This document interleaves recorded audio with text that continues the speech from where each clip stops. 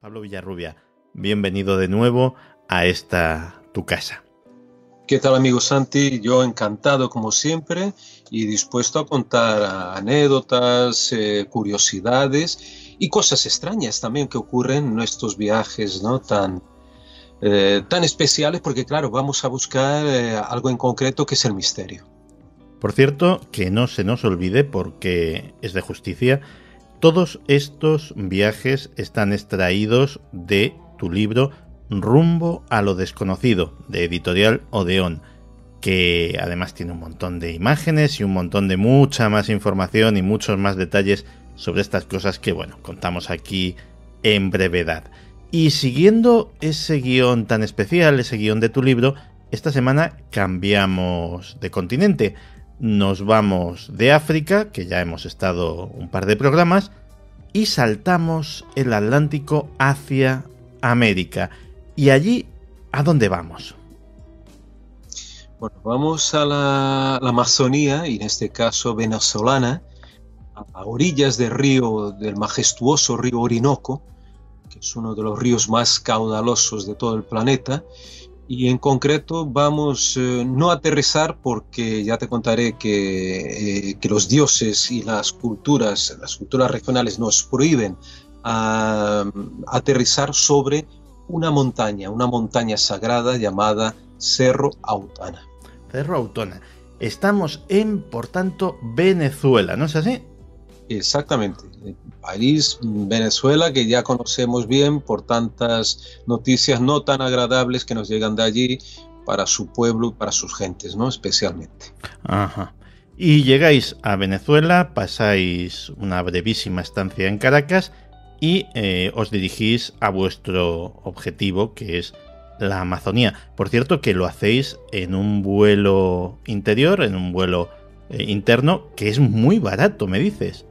Muy baratos, posiblemente también porque como el petróleo, ¿no? Los carburantes están subsidiados también por el gobierno, realmente era bastante barato, eso sí hay que decirlo, ¿no? Y íbamos en compañía de nuestro querido amigo, compañero Pablo Novoa, ¿no? Pablo Novoa, que tú ya conoces, a Santiago, que es un gran explorador también, gran estudioso especialmente de arqueología, un hombre que vivió más de 30 años en Venezuela y gracias a sus conocimientos de ese país pudimos movernos a lo largo y ancho durante casi un mes, ¿no? para el cuarto milenio. Y con, digamos, porque realmente es un país difícil, es un país peligroso. Venezuela, uno de los países con mayores índices de asesinatos de todo el mundo, y claro, hay que conocer el terreno, ¿no? Y también con otro amigo, Fernando Madalena, que nos acompañó también este viaje, gallego, ambos gallegos, ¿no? Pablo Novoa y Fernando Madalena, y ahí vivimos nuestras aventuras. Entonces decidimos ir estábamos yo creo que en Puerto Ordaz, un poco más al norte, y decidimos ahí tomar un avión hasta Puerto Ayacucho, que como dije era la capital de la Amazonía venezolana. Claro, el impacto, llegamos al pequeño aeropuerto, descargamos nuestro equipo, venía José Alberto, nuestro querido Gómez, nuestro querido amigo, sí, cámara, ¿no? Y cargados ahí del equipo, nuestras maletas o mochilas más bien, y claro, llegamos allí y ya una camioneta nos llevaron hasta una pensión casi en la periferia del pueblo, y cuando cruzamos Puerto Ayacucho, claro, el impacto visual es tremendo porque vimos cantidad de bolsas de basura arrojadas en medio de la calle, perros enfermos revolviendo la basura, perros incluso muertos que estaban tirados sobre la carretera o las calles. O sea, un panorama que no sé, yo no estuve en la India, pero a lo mejor algo cercano a algunos lugares, no digo todos, ¿no? De India. Entonces nos impactó esa imagen no muy positiva de Puerto Ayacucho, una ciudad lógicamente está rodeada de selva, muy cerca del río Orinoco, y esta era nuestra base para la aventura de alcanzar por lo menos las orillas del río Autana y tener una vista cercana al misterioso Cerro Autana, la montaña sagrada de los indios Piaroas, que ahora contaremos por qué era sagrada y todo más, ¿no?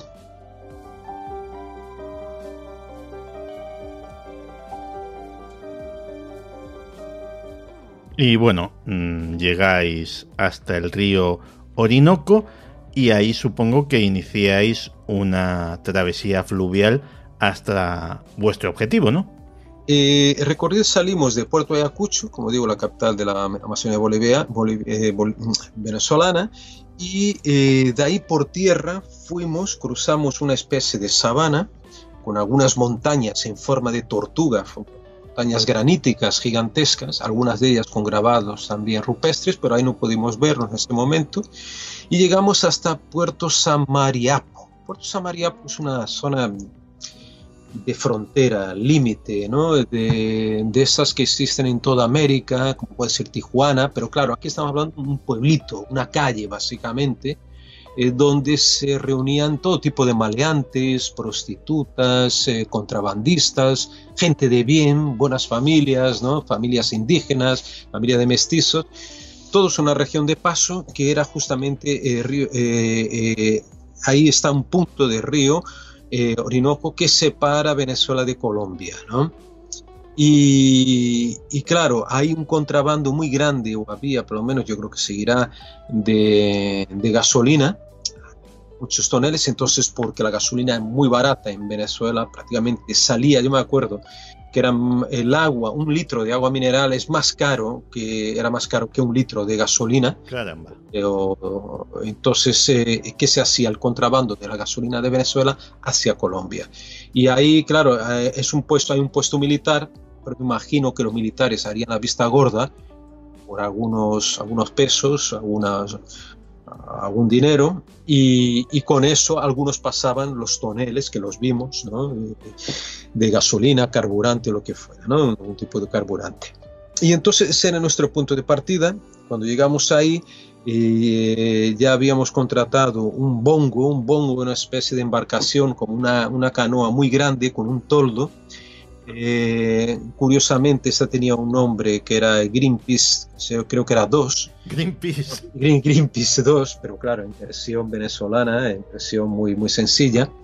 Y teníamos a nuestra disposición, creo que eran 3 guías indígenas, dos guías indígenas y un mestizo, 2 de etnia Piaroa, que es la principal etnia indígena de aquella región, que ahora hablaré un poco sobre ellos, sobre estos indígenas. Y empezamos a navegar por el río Orinoco, enseguida el río Sipapo y el río Cuau. Y ahí cuando estábamos en el Cuau, que es un afluente del Sipapo, vimos una montaña muy, muy curiosa, con una forma también semiesférica, que era el Cerro Pelota, de ahí el nombre, ¿no? Cerro Pelota. Y cuando pasamos por él, uno de nuestros guías, los más entrañables, que era Adrián Amaya, Piaroa, indígena Piaroa, nos contó la leyenda que rodeaba esta montaña misteriosa, porque en ella se enterraban, hasta no hace mucho tiempo, los indígenas Piaroas que ahí morían, de esta región, se les depositaba el cadáver, se depositaba sobre una tabla, y se le envolvía con hojas de palma.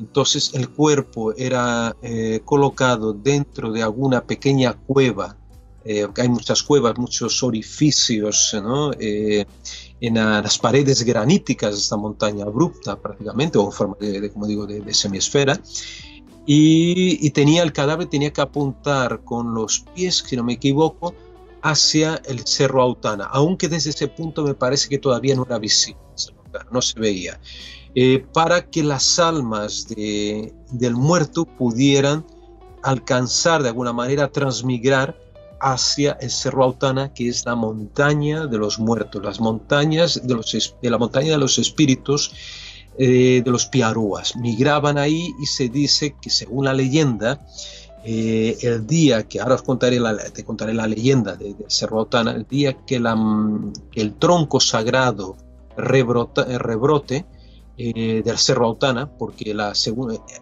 estas almas volverían a resucitar y a poblar el planeta o la selva, por lo menos, ¿no? Esa es la historia. Y entonces esta montaña tiene un significado muy fuerte, muy intenso para ella, tanto el Cerro Pelota como el Autana, ¿no? El Cerro Autana.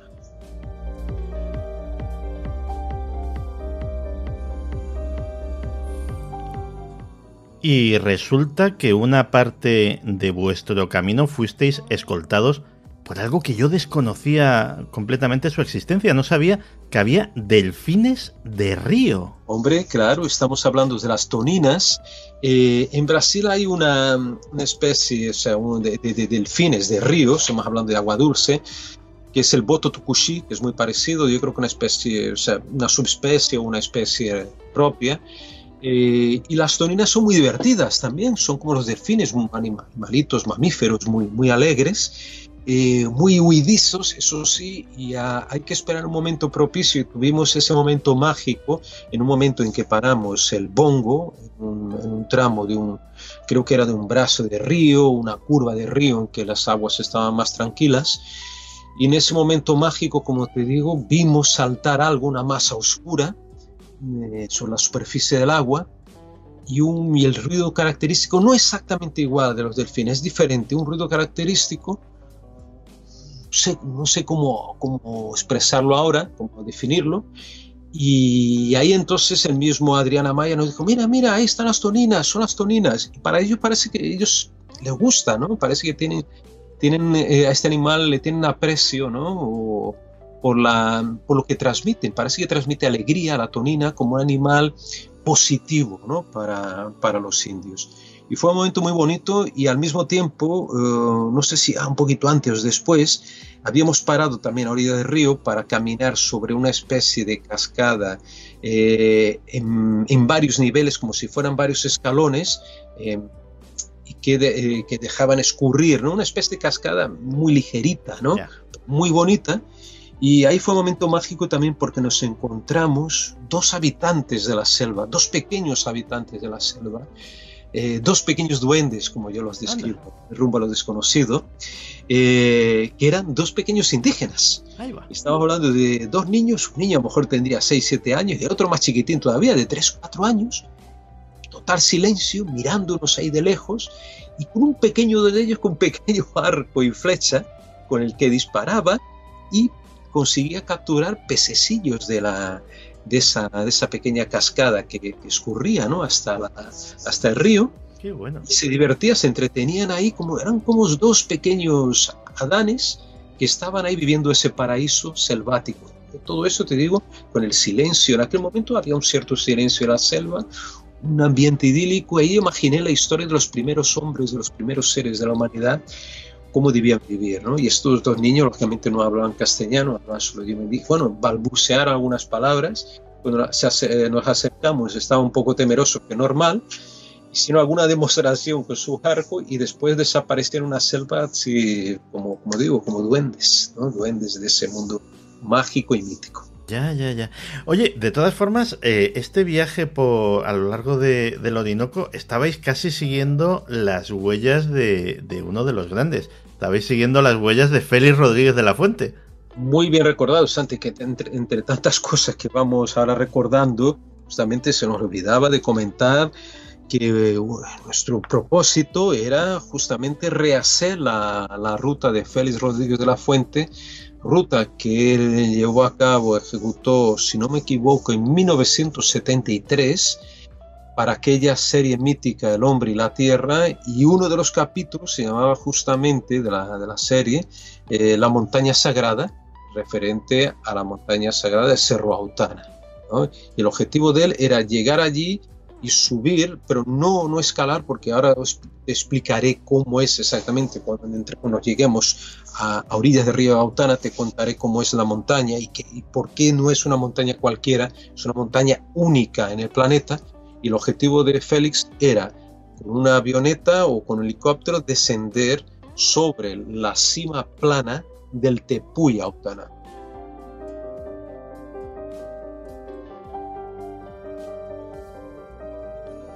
Y vuestra singladura continúa siempre río arriba, hasta que finalmente, supongo que torcéis un recodo del río y os encontréis con el Cerro Autana. Bueno, Santi, te digo, he visitado muchos lugares del planeta, estuve en Asia Central, en América, en África, aquí en Europa, por supuesto, pero te digo, una de las montañas más extraordinarias que en mi vida fue Cerro Autana. Cuando llegamos a la aldea Ceguera, y lleva ese nombre porque hubo, me parece a principios del siglo XX, hubo una enfermedad que provocaba ceguera entre los indígenas. Lo que vislumbramos, lo que vimos, descortinamos, fue un panorama brutal. Teníamos el río delante, con las aguas, con los rápidos, y al fondo, a lo lejos, pero imponente y gigantesco, con más de 1200 metros de altura, esta montaña, parcialmente en las faldas de ella subía parte de la vegetación de la selva, pero se detenía mucho antes de la mitad, y ahí aparecían paredes prácticamente abruptas y desnudas, y arriba una pequeña cobertura vegetal. Estamos hablando, si no me equivoco, las dimensiones, una montaña que debe tener más de kilómetro y algo de extensión. No, 2 kilómetros y pico de extensión y 1200 metros de altura, si no me equivoco, sí. En relación a nivel del mar.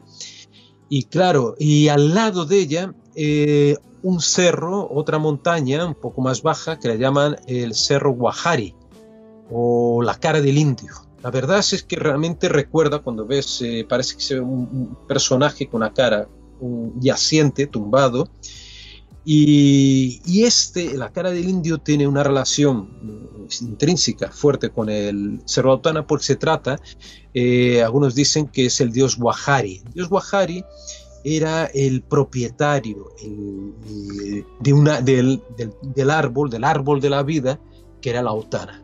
La Autana se representaba, los indígenas ven en él un gigantesco árbol que llegaba hasta el cielo. Algunos decían que sus ramas se confundían con la Vía Láctea, que allí se ve perfectamente, y que este era el árbol cósmico. Vamos a ver dentro los antropólogos, ¿no?, los estudiosos de los conocimientos religiosos de los indígenas, hablan de esta conexión, el árbol que conecta el cielo a la tierra, ¿no? Y sería el Cerro Autana. Y un día este dios Guajari, enojado, porque vamos a ver, el Cerro Autana, la verdad, el árbol de la vida, se supone, según algunas de las leyendas, que tenía de sus ramas descolgaban todos los seres que pueblan el universo, o más bien la selva amazónica. Entonces los jaguares, los seres humanos, las papayas, todo surgía del árbol sagrado, descolgaba de ahí, caía a la tierra y pobló la tierra. Pero un día el dios Guajari, por un motivo que ahora mismo se me ocurre o no me acuerdo la historia exactamente, él se enoja y decide cortar el tronco, el árbol de la vida. Y en ese momento se produce una especie de diluvio, de una tragedia monumental, en que cae el tronco, el árbol, y queda solo la base de ese tronco. A partir de ese momento, entonces se crea otra historia, otra leyenda, de que un día este árbol podría volver a rebrotar, y todos los seres, todos los muertos que confluyen a la cima, en este caso el tronco cortado, volverían a la tierra. Y eso sería, me parece, la cuarta creación. Estamos hablando de ciclos de creación, de destrucción y creación. Eso existe en muchas leyendas, no solo de América, como está en la Biblia, ¿no? El diluvio, o sea, cuando el mundo se acaba, pero hay un rebrote y surge otro mundo distinto, pero con fuerza o con nuevos elementos. Y esa es un poco la leyenda que completaba aquello que decía antes, ¿no?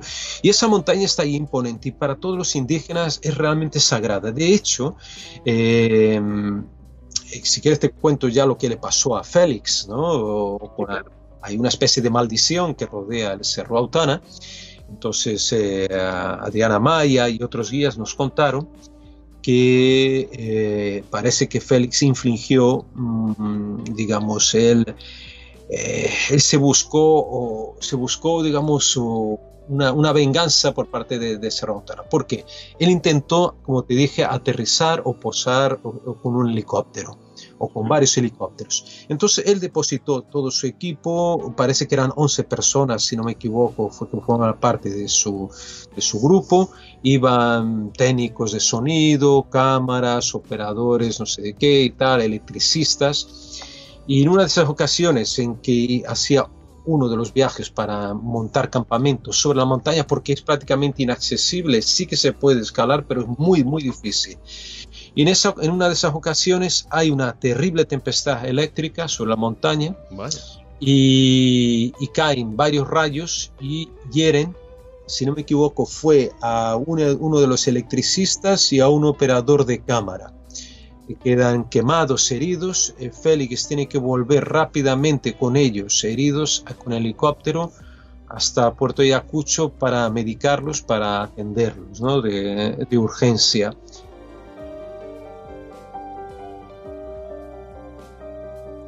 Para entendernos, el Cerro Autana es una especie de isla en el cielo, algo que lleva millones de años sin contacto con el resto del mundo. Exacto, porque aquello está aislado, se creó un microclima y especies endógenas de animales, de pequeños animales, insectos y plantas carnívoras. Y es un ecosistema muy frágil. Entonces, si la gente camina por allí o aterriza algo, acaba destruyendo un buen sector, digamos, de este ecosistema.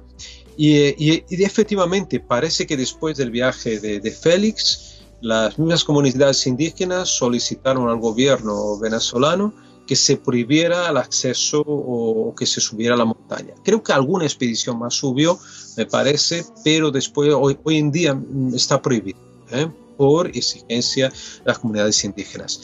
Entonces, el que primero logró llegar a la cima fue 3 años antes, fue un gran explorador, lo llaman el Indiana Jones venezolano, que yo tuve la oportunidad de entrevistarlo a las afueras de Caracas. El Indiana Jones venezolano. Así lo llaman. Caramba. Que es Charles Brewer, se escribe Brewer con W, Carias. Este hombre, este gran explorador científico, es descendiente de ingleses, además su porte es pelirrojo, un señor mayor, pero corpulento, con buena forma física, además viste ahí al estilo Indiana Jones, ¿no? Y impresiona mucho verlo, ¿no? Para mí incluso me recordaba hasta el mítico coronel Percy Fawcett, ¿no? Que el cual hicieron una película el año pasado, ¿no? De La ciudad perdida de Z. Y este hombre se dedicó a entrar en contacto con comunidades indígenas desde hace tiempo, creo que desde los años 50 o 60, descubrió varios tepuis o exploró varios tepuis, buscó leyendas, tradiciones, misterios arqueológicos, y era una fuente fundamental para la entrevista, para conocer lo que era realmente Cerro Autana. Entonces, porque él fue el primer hombre que oyó aquella superficie, y lo hizo, pero no lo hizo desde abajo. Él se bajó a través de un helicóptero, le depositó allí en la cima de la montaña, y a base de rappel él fue descendiendo. Y él va a contar un detalle extraordinario de Cerro Autana. Cerro Autana está horadado de punta a punta, de un lado a otro, por una gigantesca cueva que en el punto más ancho tiene 40 metros de diámetro. Y está a tan solo 200, a partir de 200 metros de altura, baja, 200 metros de la cima hacia abajo, está bastante alta, ¿no? la cueva. Y aparentemente, por lo que he leído, es algo único en todo el planeta. Tú me dirás, bueno, ¿y qué hace una cueva, ¿no? que corta una montaña ahí arriba? Según los geólogos, y contado de manera muy, muy llana, muy simplista, yo puedo decir que otrora esta montaña no existía, así un río subterráneo, y con los movimientos telúricos poco a poco hubo un levantamiento, pero estamos hablando a lo largo de millones y millones de años, de esos suelos, y entonces ese río subterráneo acabó ascendiendo y aquello se convirtió, lo que era suelo se convierte en montaña.